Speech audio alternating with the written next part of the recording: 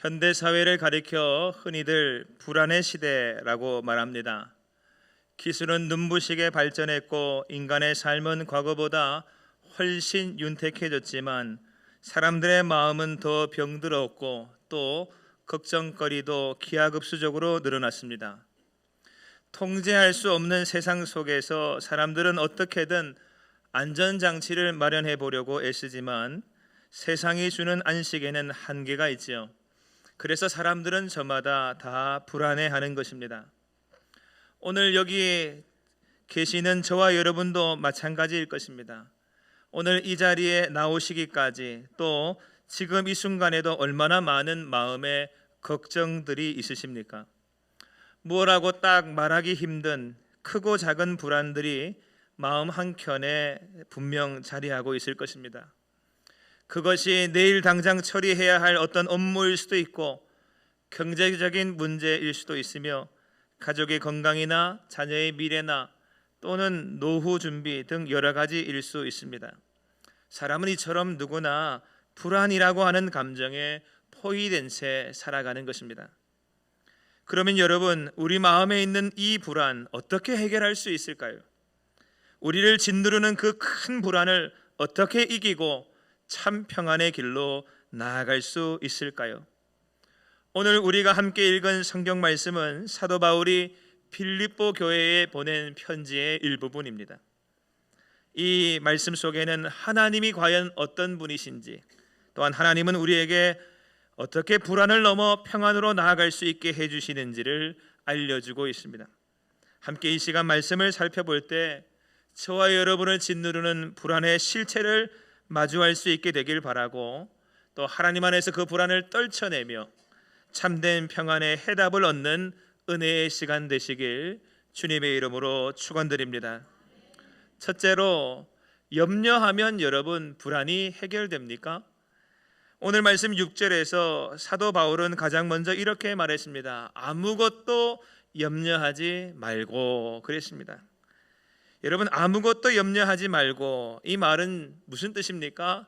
염려가 인생의 좋은 해결책이라는 것입니까? 그렇지 않다라는 것이죠. 염려는 아무런 해결책이 되지 못합니다. 염려는 미봉책에 불과하다라는 것이죠. 덴마크의 실존주의 철학자인 키르케고르는 모든 사람들이 그 마음에 가지고 있는 불안을 가리켜서 죽음에 이르는 병이라 그랬습니다. 다시 말해서 불안은 잠시 있다 사라지는 것이 아니라 만성적인 질환과 같다는 것이죠. 심지어 죽음으로까지 이끌고 간다 그랬습니다. 여러분, 불안은 사람을 우울하게 만듭니다. 심하면 강박증과 공황장애에도 시달리게 합니다. 그래서 사람들은 불안으로부터 탈출하려고 필사의 노력을 하는데, 보통 사람들이 불안을 이기려고 처음 선택하는 것이 무엇입니까? 염려입니다. 걱정하는 것입니다. 그런데 여러분, 염려한다고 우리 안에서 자라난 불안이 사라질 수가 있겠습니까? 그럴 수는 없는 것이죠. 물론 염려라고 하는 단어에는 어떤 긍정적인 의미도 일부 포함되어 있습니다. 긍정적인 의미에서 염려는 진실이 생각하고 깊이 생각하는 것이죠. 오늘 본문 앞에 빌립보서 2장 20절에 보게 되면 이런 말씀이 있는데, 이는 뜻을 같이하여 너희 사정을 진실이 생각할 자가 이밖에 내게 없음이라 그랬습니다.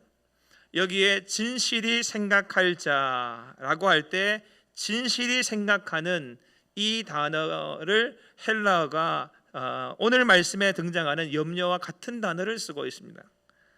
다시 말해서 바울은 빌립보 교회에 디모데를 추천하면서 디모데가 바로 너희 교회를 가장 진실되게 또한 가장 깊이 생각해 줄 주의 종이다, 이렇게 말해주고 있는 본문인 것이죠.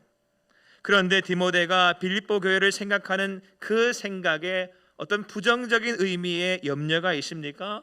그렇지 않습니다. 빌립보 교회를 향한 마음이 집중되어 있고 그 관심이 크다라는 것이죠. 그런 의미에서 같은 단어이지만 조금 다르게 번역해야 할 필요가 있었습니다. 그래서 신학자들은 빌립보서 2장 20절에서 이 단어를 염려라고 번역하지 않고 진실이 생각함이라고 번역했습니다. 또 고린도후서 11장 28절에도 보게 되면 이런 본문도 있습니다. 이 외에 일은 고사하고 아직도 날마다 내 속에 눌리는 일이 있으니 곧 모든 교회를 위하여 염려하는 것이라 그랬습니다. 거기 보면 바울도 염려하였다는 것을 우리가 알 수 있습니다. 그런데 여기서 보게 되는 바울의 염려도 앞서 말씀드렸던 것 같은 수준의 염려일 것입니다. 어떤 부정적인 의미의 염려보다 긍정적 의미가 더 클 것입니다. 그래서 뭐냐? 바울은 고린도 교회를 향한 염려를 진실이 깊이 그 교회를 생각하고 있는 마음을 가졌다라는 것이죠. 사실 그렇습니다. 염려는 긍정적인 면도 분명히 있습니다. 그러나 사실 염려는 보다 부정적인 면이 훨씬 더 많은 것이죠. 염려는 무엇이 문제입니까? 염려는 첫째로 그것이 문제인 이유는 부정적인 상상에 근거하고 있기 때문입니다. 염려는 부정적인 상상입니다. 보통 염려하는 이유는 아직 일어나지 않은 어떤 미래 때문입니다.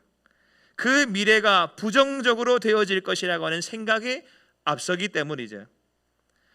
블레즈 파스칼이라고 프랑스의 수학자이자 철학자였던 사람이 있는데, 이 파스칼이 이런 이야기를 했습니다. 사람 내면의 두드러진 부분은 상상력이다 그랬습니다. 보통 동물은 상상하지 않는다 그럽니다. 그러나 인간은 다 상상하죠. 그래서 그 상상력이 보통 있음으로 인하여 인간다운데, 그럼에도 불구하고 인간의 상상력은 오류와 허위와 거짓으로 가득 차 있어서 교활하다라는 것입니다. 무슨 말인가? 사람은 그 내면의 상상력으로 때로는 행복을, 때로는 불행을 느끼지만 대부분의 인간의 상상은 인간을 우매자로 만든다는 것이죠. 즉 헛된 상상을 주로 하게 한다는 것입니다. 결국 무엇인가? 아직 일어나지 않는 일, 일어나지도 않을 일을 상상하게 함으로써 염려로 인생을 잠식시킨다는 것입니다. 다시 말해서 인간은 태생적으로 오류로 가득 찬 존재로서 그 부정적인 상상이 그 속에 충만함으로 결국 염려는 그 속에서 태어난다는 것입니다. 여러분, 염려는 부정적인 상상의 산물입니다. 그러므로 진실되고 깊이 생각함보다, 즉 긍정적인 의미보다 부정적인 비관적으로 인생을 바라보게 하는 것이 훨씬 큰 것이죠.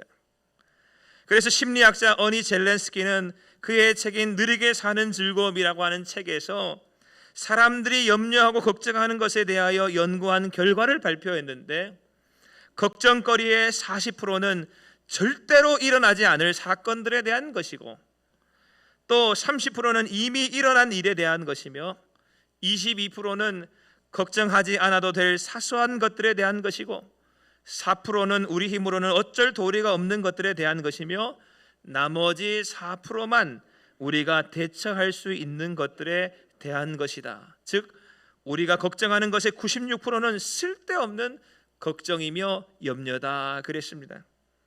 사랑하는 여러분, 생각해 보십시오. 염려를 진하게 한다고 해서 무엇이 달라집니까?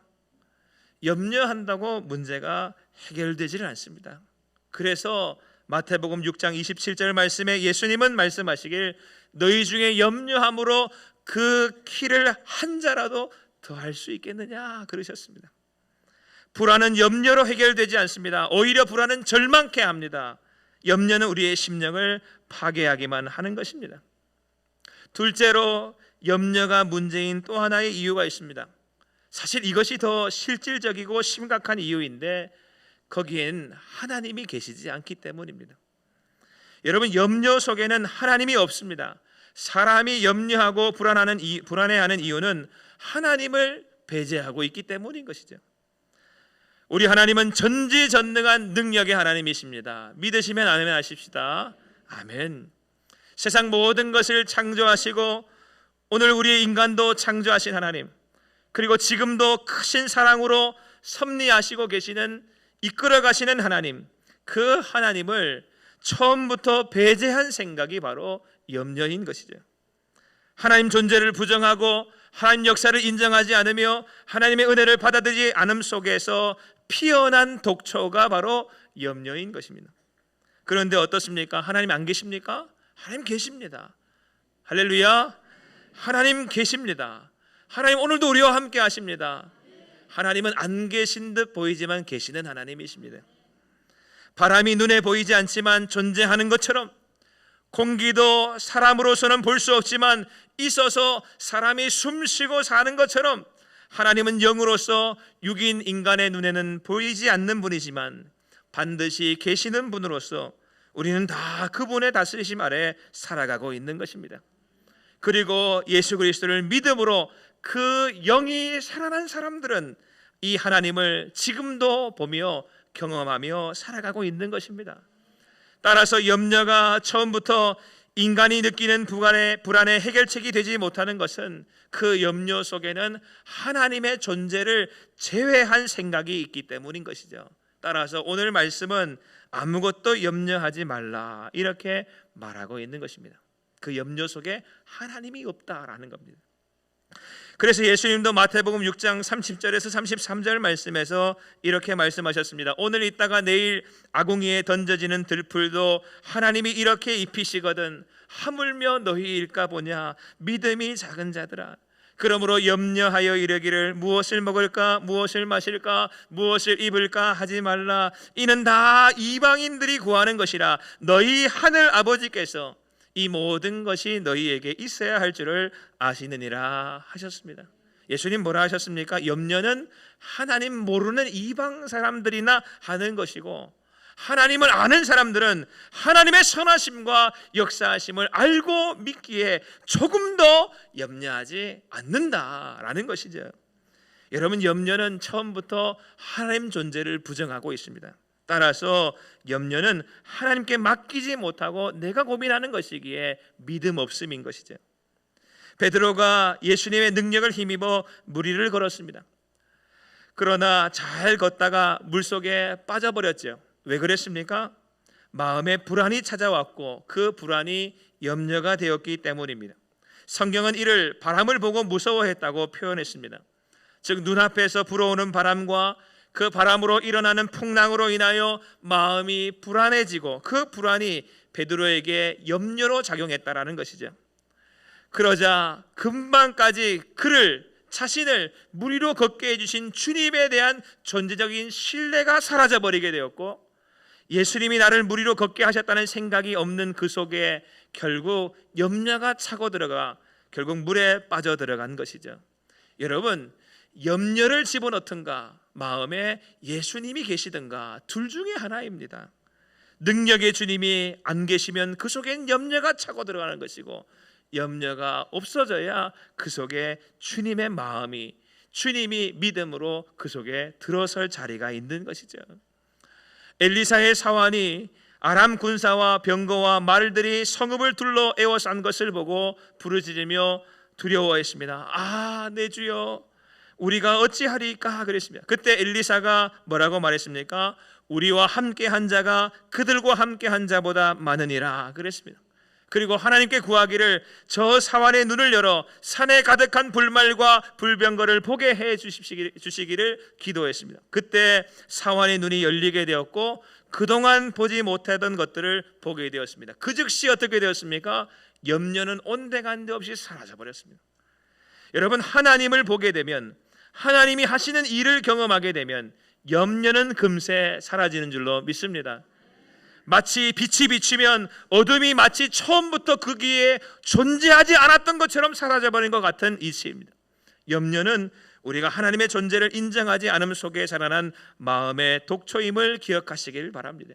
그래서 오스왈드 챔버스는 말하기를 염려하는 것은 하나님의 돌보심에 대한 신뢰의 결핍을 드러내는 것이며 그분에 대한 일종의 무의식적인 모욕이다 그랬습니다.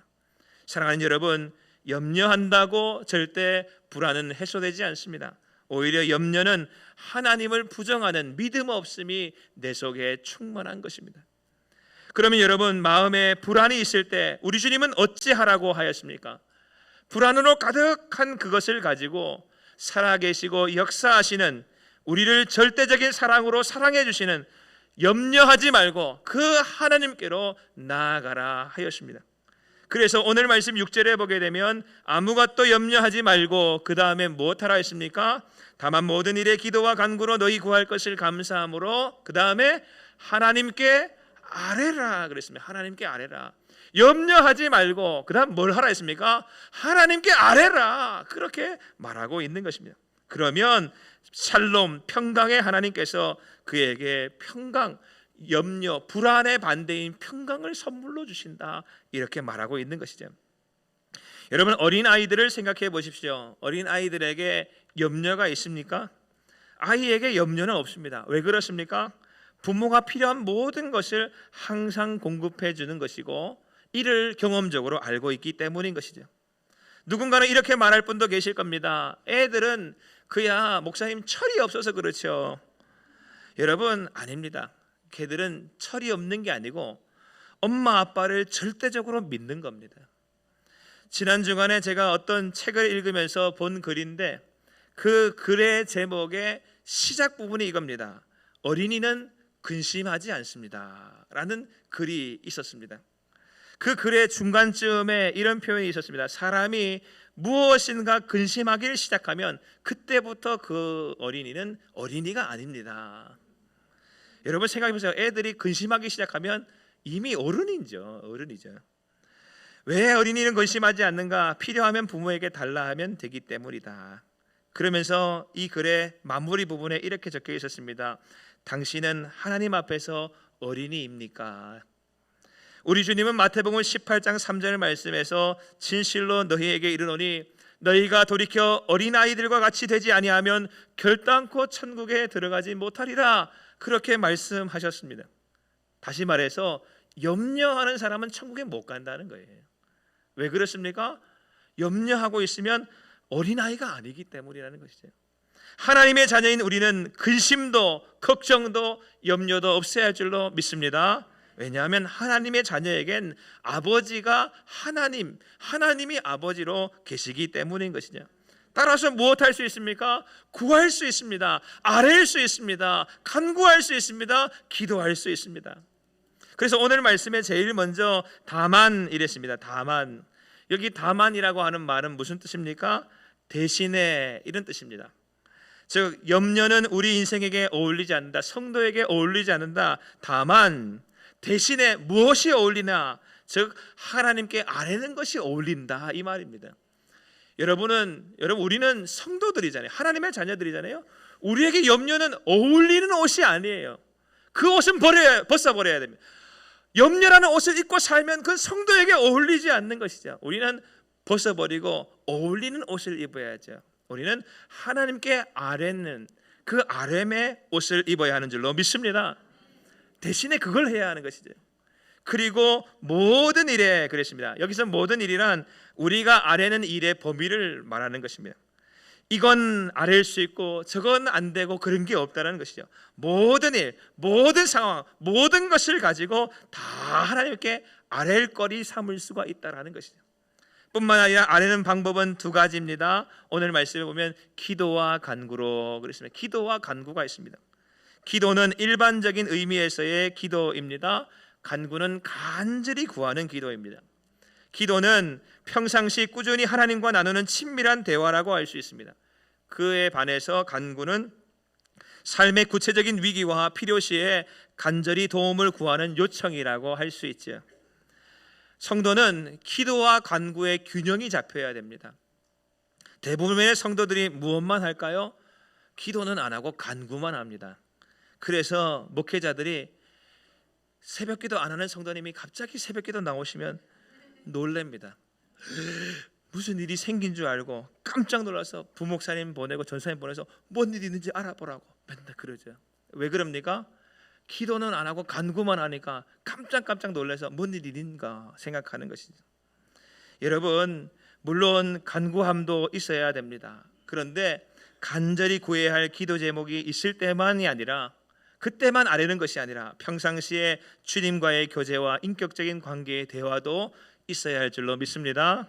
그리고 구할 때 그 구함 속에 무엇이 꼭 들어가 있게 하라 했습니까? 감사함이 있어야 된다 그랬습니다. 여러분, 감사함으로라고 하는 이 말은 의심함이 없이라고 하는 말입니다. 하나님이 응답 주실 것에 대한 의심이 없이, 따라서 반드시 응답 주실 것이기에 감사함으로 구하고 아뢰라는 것이죠. 여러분, 하나님의 응답이 내가 구한 그대로이기 때문에 감사하는 것이 아닙니다. 하나님이 내 모든 불안과 문제를 가져가 주시기 때문에 감사한 것이죠. 여러분, 왜 하나님은 우리의 모든 것을 다 알고 계심에도 불구하고 구하라, 찾으라, 문을 두드리라, 특별히 아뢰라 그렇게 말씀하시는 것입니까? 그것은 하나님이 우리 사정을 모르기 때문에, 우리의 마음을 잘 알지 못하셔서 하나님께 알려드려야 할 필요가 있기 때문에 그렇게 하라고 하는 것입니까? 아닙니다. 하나님께서 아뢰라고 하시는 것은 우리의 시선이 불안에 머물러 있지 아니하고 하나님께로 향하게 하기 위하여서, 하나님은 우리의 시선을 돌리시기 위하여 우리 주님이 아뢰라 하시는 것이죠. 또한 그렇게 하나님께 아뢰면 나의 염려와 근심과 걱정의 짐을 주님께로 옮겨지게 되기 때문에 감사함으로 아뢰라, 평안히 살아라 그렇게 말씀하시는 것입니다. 따라서 베드로 사도는 베드로전서 5장 7절 말씀에서 너희 염려를 다 주께 맡기라, 이는 그가 너희를 돌보심이라 그렇게 말씀하였고, 시편 기자는 시편 4편 8절 말씀에서 내가 평안히 눕고 자기도 하리니 나를 안전히 살게 하시는 이는 여호와, 오직 여호와이시니이다 그랬습니다. 이사야 선지자는 이사야 26장 3절 말씀에서 선포하며 말하기를 주께서 심지가 견고한 자를 평강하고 평강하도록 지키시리니 이는 그가 주를 신뢰함이니이다 하였습니다. 여러분, 염려하는 것과 아뢰는 것의 결정적인 차이는 그 마음속에 무엇이 자리하고 있는가입니다. 마음속에 내가 있으면, 나 자신이나 다른 사람이 있으면 우리는 염려하지 말라 해도 염려합니다. 그러나 마음에 전능하신 하나님이 계시면 우리는 염려하지 않고 감사함으로 늘 하나님께 아뢰일 수 있는 줄로 믿습니다. 그러므로 우리 주님께서는 사람이 아닌 오늘 말씀에 하나님께 아뢰라 그렇게 말하고 있는 것이죠. 예수님께서 겟세마네 동산에서 그 마음이 심히 근심되어 죽게 되신 적이 있습니다. 그때 예수님은 그 마음에 찾아온 불안을 어떻게 해결하셨습니까? 예수님이 염려함으로 그 불안을 해결하셨습니까? 아닙니다. 예수님은 하나님께 나아가 아뢰는 시간을 가지심으로 그 불안을 해결하셨습니다. 성경은 우리 주님께서 3번이나 주님께 기도했다 그랬습니다. 땀방울이 핏방울처럼 되어 떨어지도록 기도하셨고, 또 심히 통곡과 눈물로 간구할 만큼 기도하셨다 그랬습니다. 그 기도로 우리 주님은 마음의 평강을 지키셨습니다. 그리고 마지막엔 우리 주님이 이렇게 고백하십니다. 나의 원대로 마시옵고 아버지의 원대로 하옵소서 하였습니다. 사랑하는 여러분, 하나님의 뜻에 따라 사는 우리의 마음을 지키는 것은 염려로 되는 것이 아니라 주님 앞에 아뢰일 때 되어지는 줄로 믿으시게 되길 바랍니다. 결국 성경은 우리에게 무엇을 말합니까? 결국 성경은 하나님은 어떤 하나님이신가? 하나님은 평강의 하나님이시다 그렇게 말하고 있습니다. 그래서 하나님은 우리의 마음과 생각까지도 늘 지켜주신다 그렇게 말하고 있습니다. 여러분, 인간의 마음은 얼마나 시시각각으로 변하는지, 오늘 믿음이 있는 것처럼 보이다가도 내일 믿음 없는 사람처럼 되기도 하는 것이 인간입니다. 그런데 신실하신 하나님은 우리를 지켜주심으로 뿐만 아니라 우리를 평안 가운데 살게 해주시는 능력의 하나님이신 것이죠. 사도 바울은 그의 거의 모든 편지에서 첫 시작 부분에 하나님 아버지와 우리 주 예수 그리스도로부터 오는 이것과 이것이 너희에게 있기를 바란다 그렇게 선언합니다. 이것과 이것이 무엇입니까? 첫 번째가 은혜요, 두 번째가 평강, 즉 평안인 것이죠. 은혜가 첫 번째인 이유가 있습니다. 삼위일체 하나님의 우리를 향한 자비, 헤세드, 그 사랑과 긍휼이 우리를 구원하는 원인이 되기 때문이죠. 그 은혜야말로 우리에게 꼭 있어야 할 바인 것이죠. 그리고 그 은혜의 궁극적인 결과가 뭡니까? 하나님의 크신 은혜가 우리를 궁극적으로 어떤 상태에 머물게 합니까? 하나님의 평안, 즉 평강하신 하나님의 평강의 하나님 안에 머물게 하는 것이죠. 영원한 하나님의 샬롬으로 우리가 살도록 인도하시는 것입니다. 그래서 예수님께서 부활하신 후에 인류의 구원의 길을 완성하신 다음에 사랑하는 제자들을 찾아오셔서 제일 먼저 하셨던 말씀이 너희에게 평강이 있을지어다, 그렇게 말씀하셨습니다. 그리고 이때 주님께서 하신 이 평강은 우리 주님 십자가 지시기 전에 미리 약속하셨던 그 약속의 성취입니다. 그래서 요한복음 14장 27절에서 주님은 말씀하시길 평안을 너희에게 끼치노니 곧 나의 평안을 너희에게 주노라. 내가 너희에게 주는 것은 세상이 주는 것과 같지 아니하니라. 너희는 마음에 근심하지도 말고 두려워하지도 말라 하였습니다. 여러분, 특별히 한 가지 더 말씀을 드리는데, 하나님의 평강은 실질적인 나의 기도의 어떤 기도 응답보다 더 근본적인 문제의 해결이 되며 하나님의 은혜인 줄로 믿으시길 바랍니다. 여러분, 우리는 우리 주님의 기도 응답이 나의 어떤 간구와 기도에 실질적인 내가 원하는 바대로 주님이 응답해 주시는 그것이 될 때에, 그때 주님의 응답이라 생각할 때가 많습니다. 온갖 초점이 거기에 맞춰져 있는 것이죠. 그런데 그것이 아닙니다.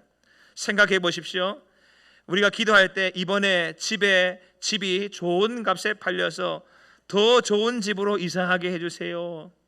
혹은 이번에 회사 프로젝트가 성공적으로 이루어져서 우리 회사가 도약의 발판을 마련하게 해주세요. 그렇게 기도할 수가 있습니다. 그러나 그런 기도, 주님이 응답될 때까지 기다리다 보면 매우 마음이 초조해지겠지요. 그리고 그 기도가 문제가 해결된다고 해서도 또 다른 문제가 발생하면 또다시 염려하는 것이 인생입니다. 그런 의미에서 하나님이 평강으로 응답을 주시면, 하나님의 평안을 우리에게 주셔서 우리의 마음과 생각을 지키신다면 그 어떤 구체적인 기도의 실질적인 응답보다 더 근본적인 해결을 하나님께서 주시는 것이죠. 그래서 오늘 말씀에도 보게 되면 마음과 생각을 지켜주신다 그랬습니다. 그것이 하나님이 주시는 응답 가운데 더 좋은 최고의 응답인 것입니다. 여기 지키시리라 라고 하는 말은 호위한다 라는 뜻입니다. 군대 용어입니다. 군대가 철통같이 보초를 쓰면서 단단히 지켜주는 것, 그렇게 성도가 기도할 때 하나님의 평강이라고 하는 파수꾼이 우리에게 임하게 하심으로 말미암아 모든 염려와 실망과 걱정으로부터 성도의 마음을 호위하여 지켜주신다, 따라서 근심치 않게 해주신다 하였습니다. 사랑하는 여러분, 평강의 하나님이 우리의 하나님인 줄로 믿으시게 되길 바랍니다. 그 하나님은 오늘도 저와 여러분에게 진실로 하나님의 샬롬, 평강을 우리에게 주시기를 원하십니다. 진실로 평강은 하나님만이 주시는 것입니다. 이 평강을 하나님께 아뢰므로 누릴 수 있는 저와 여러분 되시길 주님의 이름으로 축원드립니다. 이제 말씀을 마무리하겠습니다. 복음성가 가운데 이런 복음성가가 있습니다. 왜 슬퍼하느냐? 왜 걱정하느냐? 무엇을 두려워하느냐? 아무 염려 말아라. 큰 어려움에도 큰 아픔이 있어도 이젠 아무 걱정하지 마. 왜? 내가 널 붙들어 주리. 우리 하나님 계시기 때문이라는 것이죠. 내가 널 붙들어 주리. 내가 너와 항상 함께 하리라. 내가 너를 지키리라. 실망하지 말고 나를 보아라. 나는 너의 하나님이라. 할렐루야. 여러분, 오늘 설교를 마치면서 이 찬양 한번 같이 불렀으면 좋겠다 싶습니다. 여러분, 하나님을 바라보시면서 모든 불안을 다 떨쳐버리고 하나님이, 평강의 하나님이 나의 하나님이다 고백하며 함께 찬양할 수 있게 되길 바랍니다. 함께 고백하겠습니다. 왜 슬퍼하느냐? 왜 걱정하느냐? 무엇을 두려워하느냐? 아무 염려 말아라. 큰 어려움에도 큰 아픔이 있어도 이제 아무 걱정하지 마. 내가 널 붙들어 주리. 내가 너와 항상 함께 하리라. 내가 너를 지키리라. 실망치 말고 나를 보아라. 나는 너의 하나님. 내가 너와 항상 함께 하리라.